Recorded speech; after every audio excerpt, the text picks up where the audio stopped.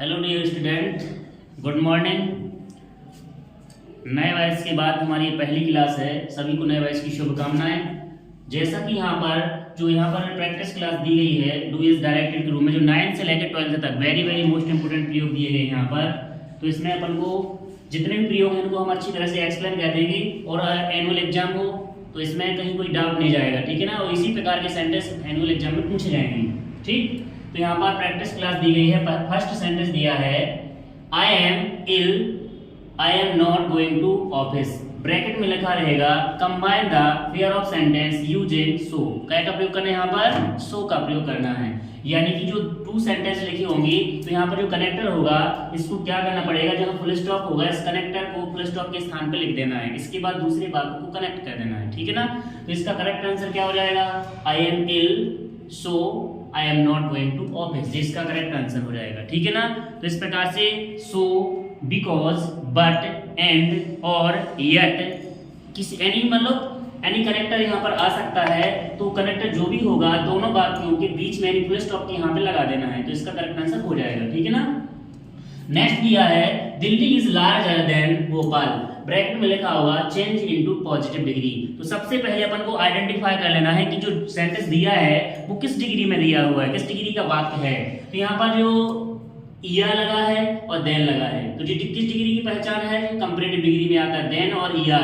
तो अपन ने पहचाना कि कंपैरेटिव का वाक्य है और चेंज करना है पॉजिटिव में। तो पॉजिटिव डिग्री में ऐसे सब्जेक्ट को सबसे पहले लिखा जाता है जिसकी क्वालिटी नहीं बताई जाती है, अर्थात जो श्रेष्ठ नहीं होता है तो उसको सबसे पहले लिखा जाएगा और आगे वाला जो सब्जेक्ट होगा वो पीछे चला जाएगा। जैसे एक्टिव से पैसिव में किया जाता है कि सब्जेक्ट पीछे और ऑब्जेक्ट आगे चला जाता है। तो यहाँ देखेंगे भोपाल जो कि आगे जाएगा। तो पॉजिटिव डिग्री का जो स्ट्रक्चर होता है, फॉर्मूला होता है, सबसे पहले उसमें इसका फॉर्मूला है नो अदर। लेकिन नो अदर कब आएगा? जब जो ऑब्जेक्ट होगा वो अगर कॉमन नाउन होगा, जातिवाचक होगा तो नो अदर आएगा। प्रॉपर नाउन है अगर व्यक्तिवाचक है तो नो अदर ना लगा के क्या करेंगे, इसमें नॉट का प्रयोग करेंगे। तो जो भोपाल है जी हो जाएगा कहां पर? आगे दिल्ली के स्थान पे आ जाएगा। और दिल्ली कहां चला जाएगा? पीछे चला जाएगा। तो भोपाल इज नॉट, उसमें नॉट लगेगा। यदि प्रॉपर नाउन है तो नॉट लगेगा, कॉमन नाउन है तो नो अदर आएगा। तो भोपाल इज नॉट और वर्ब के पहले क्या आएगा? एज। वर्ब के बाद में क्या आएगा? एज। तो Bhopal is not as large as, और देन को क्या करेंगे? हटा देंगे क्योंकि ये कंपैरेटिव डिग्री में आता है। और लास्ट में पहुंच जाएगा Delhi. Bhopal is not as large as Delhi, इसका करेक्ट आंसर हो जाएगा, ठीक है ना। नेक्स्ट है if he does not run fast he will not lose the race using unless in place of if। यानी if के स्थान पर क्या का प्रयोग करना है? unless का। तो जो यदि if वाला पहला वाक्य नेगेटिव होता है और unless का प्रयोग जब करेंगे तो unless वाला वाक्य दिखने में कैसा होगा? अफर्मेटिव, क्योंकि unless में क्या छिपा हुआ होता है? नॉट। इसका अर्थ नेगेटिव होता है। तो जब unless आएगा if के स्थान पर तो नॉट को क्या करेंगे? हटा देंगे। जब नॉट हटेगा तो साथ में यहाँ पर जो हेल्पिंग वर्ब होगी डू डज डिड, तो इसको भी हटा दिया जाएगा। लेकिन जब डज हटेगा तो वर्ब में एस लगेगा, डिड हटेगा तो वर्ब का सेकंड फॉर्म होगा, डू हटेगा तो वर्ब का फर्स्ट फॉर्म हो जाएगा। और सेकंड जो सेंटेंस होगा उसमें कोई परिवर्तन नहीं होगा, उसको यथावत लिख दिया जाएगा, ठीक है ना। तो इस प्रकार से इसका करेक्ट आंसर होगा अनलेस ही रन्स फास्ट और he will lose the race, जिसका करेक्ट आंसर होगा, ठीक है ना। Any doubt? तो नेक्स्ट, यदि जो डाउट अगर जाता है किसी को तो कमेंट में बता सकते हैं। जो भी डाउट होगा, यदि प्रॉब्लम होगी तो कमेंट में बता सकते हैं, ठीक है ना। उसको हम एक्सप्लेन अगली क्लास में करेंगे फिर। नेक्स्ट नंबर 4 दिया है the boy is my cousin the boy is has won the race. यहाँ पे लिखा है combine the pair of sentence using who. Relative clause में हु का प्रयोग है। सबसे पहले क्या करेंगे? सबसे पहले वाक्य का जो सब्जेक्ट होगा इसको लिखेंगे। इसके बाद दूसरे वाक्य का जो सब्जेक्ट होगा इसको हटा दिया जाएगा, इसके स्थान पे क्या आ जाएगा? हु। तो इसको कैसे बनाएंगे? द बॉय, यहाँ पे क्या आ जाएगा? Who has won the race और is my cousin. Helping verb से जो पहला वाक्य शेष रह जाता है इसको सब कब लिखेंगे? सबसे बाद में। नेक्स्ट सेंटेंस नंबर 5 है Rohit will take coffee. Change into past simple. अब इसको पास्ट सिंपल में चेंज करना है। तो सबसे पहले यहाँ टेंस आइडेंटिफाई किया कि विल लगा हुआ है और वर्ब की फर्स्ट फॉर्म है। फ्यूचर सिंपल का है, पास्ट सिंपल में ले जाएंगे तो इसका करेक्ट आंसर होगा केवल पास्ट में वर्ब की सेकंड फॉर्म हो जाएगी। तो विल को हटा दिया जाएगा, टेक का सेकंड फॉर्म क्या हो जाएगा? टुक हो जाएगा। रोहित टुक कॉफी, जिसका करेक्ट आंसर होगा। Next sentence number 6, they played well, they could not win the match.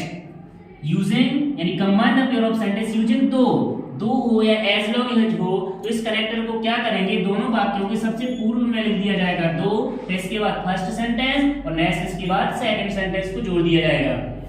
दो they played well, they could not win the match. Next sentence दिया है 7 नंबर का, the tea is so hot, the tea is so hot that I can not drink it, using too in place of so that के स्थान पर अपन को प्रयोग करना पड़ेगा टू का, तो सो यहां से हट जाएगा, इसके बाद दैट के स्थान पे क्या हो जाएगा टू, तो the tea is too hot to, और इसके बाद सब्जेक्ट और मॉडल वर्ब और नॉट को क्या करेंगे, हटा देंगे, तो इसका करेक्ट आंसर हो जाएगा the tea is too hot to drink it, जिसका करेक्ट आंसर होगा। Next number 8, did she find books change into passive, इसको एक्टिव से पैसे बनाना है, तो पैसे में क्या होता है, ऑब्जेक्ट पहुंच जाता है आगे और सब्जेक्ट आ जाता है पीछे, तो जो लास्ट में लिखा हुआ है बुक्स, ये ऑब्जेक्ट चला जाएगा यहाँ आगे और सी आ जाएगा कहां पर, पीछे। तो सबसे पहले यहाँ पर टेंस देखा कि जो डिड लगा हुआ है ये किस टेंस का है, पास्ट सिंपल का है, इसका एक्टिव से पैसे बनाएंगे तो क्या लगेगा, पास्ट सिंपल में वॉज या वर, और वो भी क्या के अनुसार लगेगा, ऑब्जेक्ट के अकॉर्डिंग। बुक्स क्या है, बहुवचन है, तो इसके पहले हेल्पिंग वर्ब में क्या रखेंगे, वर बुक्स, और वर्ब का हो जाएगा third form found by, C का होगा हर, और लास्ट में क्वेश्चन मार्क, जिसका करेक्ट आंसर होगा। Next number 9, to tell a lie is sin using it का प्रयोग जी वेरी मोस्ट इंपोर्टेंट प्रयोग है यहाँ पर, इट का प्रयोग है। इट क्या है, एक सब्जेक्ट है जो नेचुरल चीजों के लिए इसका प्रयोग किया जाता है, तो सबसे पहले इसमें क्या होगा, सब्जेक्ट आएगा इट, और जहां पर भी हेल्पिंग वर्ब दिख जाती है तो हेल्पिंग वर्ब से शेष पूरा वाक्य लिखेंगे, और जो शेष वाक्य आगे छोड़ दिया जाता है उसको सबसे बाद में लिखा जाएगा, तो it is sin to tell a lie, जिसका करेक्ट आंसर होगा।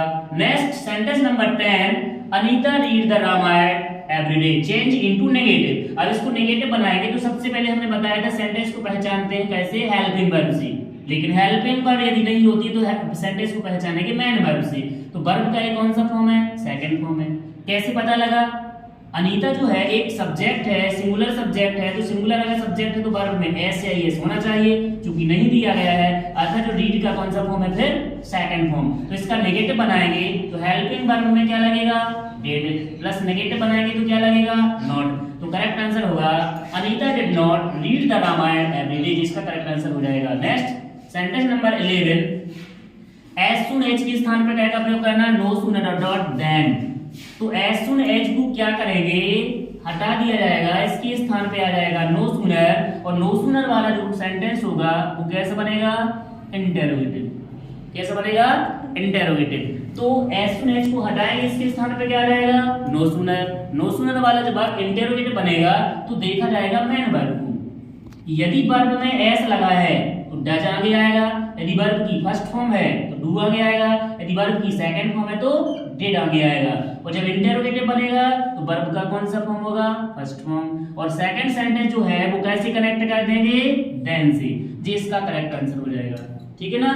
तो करेक्ट आंसर होगा no sooner did he see the police then he ran away, जिसका करेक्ट आंसर होगा, ठीक है ना।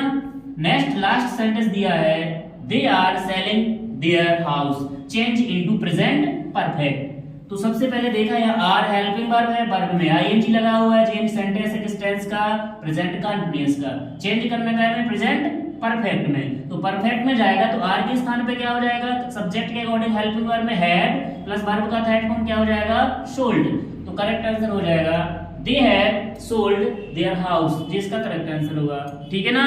तो इस प्रकार से अपन ने जो 2025 में जो अपनी फर्स्ट क्लास है, इसके बाद अपन नेक्स्ट क्लास लेकर के आएंगे जो कि तुम सभी स्टूडेंट के लिए वेरी यूजफुल होगी, ठीक है ना। Thank you all of student, God bless you.